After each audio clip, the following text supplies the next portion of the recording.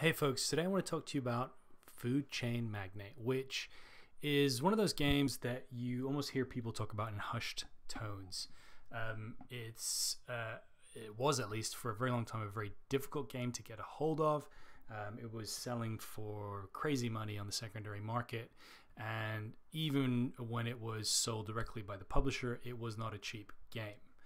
And it's also achieved this kind of polarizing status where some people think it's amazing, some people think it's not so great, and it's held up as a very deep and complex game, especially considering the publisher pedigree, which has a reputation for producing quite heavy and challenging games. Now, I got to play this game a couple of weeks ago in the daytime, a bit of daytime gaming, played 3 straight games of this, played three games in a row.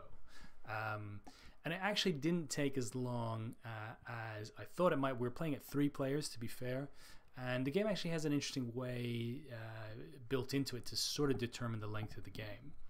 Now, before we kick off, just to say, I played a friend's copy of this game. I don't own this game. I haven't received a publisher's review copy of this game, and this is by no means an exhaustive how-to of the game. I just want to give you guys a bit of an overview of my experience playing this game. So in basic terms, in this game, you are hiring a range of employees as a 1950s, 1960s food chain empire in waiting, a food chain empire in the making. You are basically looking to hire a range of employees and use them to then market and sell and produce a range of fast food items for an unsuspecting suburban American neighborhood. And I think, first off, I just gotta say that I love this theme. I'm a pretty big fan of the kind of 1950s Americana, and there really are too few games that approach this thematic territory, and I think it's just fantastic. And the attention to detail and the artwork here is just, to my mind at least, beautiful. I love the way it looks. There's a lot of really clever little pieces of text and sort of cheeky little jokes on the board game box as well, which is quite cool.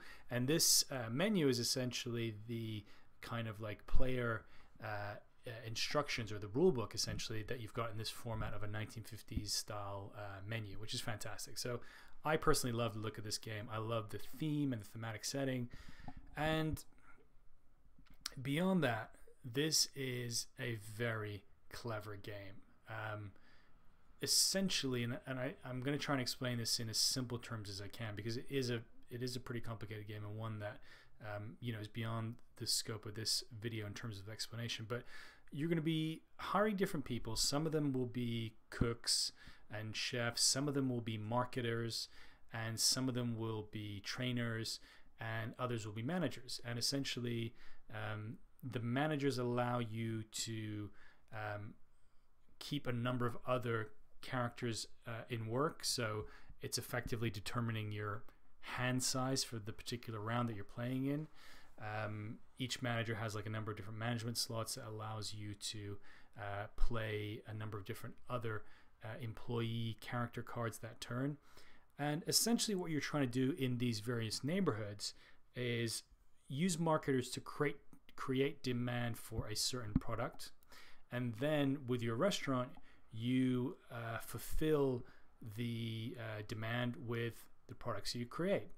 And it sounds kind of simple when you explain it like that, I suppose, but it can get very complicated, because the other players playing the game will also be marketing their own goods. And what happens is you end up with a particular house in this neighborhood being marketed at from a number of different angles by a number of different players, and that essentially changes their demand, so that they may want a number of goods. They may want a pizza and a beer and a Coke and a beer and a burger, or they may just want burgers, or may just want pizza. And on one side, the game is kind of pushing you towards specialization in a particular area, because you can get bonus income. Income is kind of the VP equivalent. Cash is the sort of VP equivalent in this game. You can get bonus income and thereby points by specializing in certain products. But then if you don't have the full range of products that your customers are looking for, you can't service them, and you won't make any money. So it's sort of a very tactical yet also strategic game of balancing these wants and desires of the public. And there's also sort of a distance factor. You may be your restaurant may be closer to a certain customer, but your prices might be prohibitively high, whereas another player may have a restaurant that's a bit further away, but they may have lower prices. Price is a massive factor in this game. You can actively discount your products, so you can go more for a cheap and cheerful style chain of restaurants, or you can go for a more luxurious style chain of restaurants and eateries.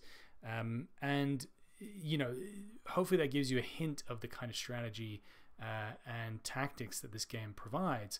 But there's a lot going on here, and it is certainly one of those games where you can make a relatively fatal error early on in the game. I believe that's the kind of nature of you know, games from this particular publisher, Splotter, I think the publisher name is. And so you can mess up pretty early on. And certainly the other thing is that somebody who's played this before is gonna most likely kick your butt if it's your first time playing. So it's one of those games where you really need to invest time to get to know it and get to be able to play it well. Sorry, just hydrating there momentarily, but overall I think it's well worth you checking out if you're interested in heavier Euro style games and you want to try something with a little bit of a different theme. The core kind of gameplay turn to turn in this game is not super complicated. It's essentially the strategic thinking and the sort of snookering or kind of checkmating that you're going to be doing to your fellow players on this very innocent looking suburban map layout, which is variable. Actually it's made up of a number of different tiles that are variable in each play, so that's really nice. And you know, I think to go into too much more detail will maybe push this video over the length that I really intended for it. Again, this is supposed to be an overview to give you a flavor of the game. As I said, I really enjoyed it. I love the theme. I think, as I said, if you're interested in Euros that are heavy, challenging, but a little bit different, do check this game out. It's a lot of fun. Food Chain Magnate. And if you want to let me know what you think, I'd love to hear your views. If you want to ask me any more questions about my experience playing this game, you can find me on Twitter at Game Minimalist. Obviously, drop a comment here on YouTube as well. Like and subscribe to this video if you enjoyed it, and by all means share it if you think anybody else might find it useful. But otherwise, thank you for your time, and until we next speak, enjoy your gaming.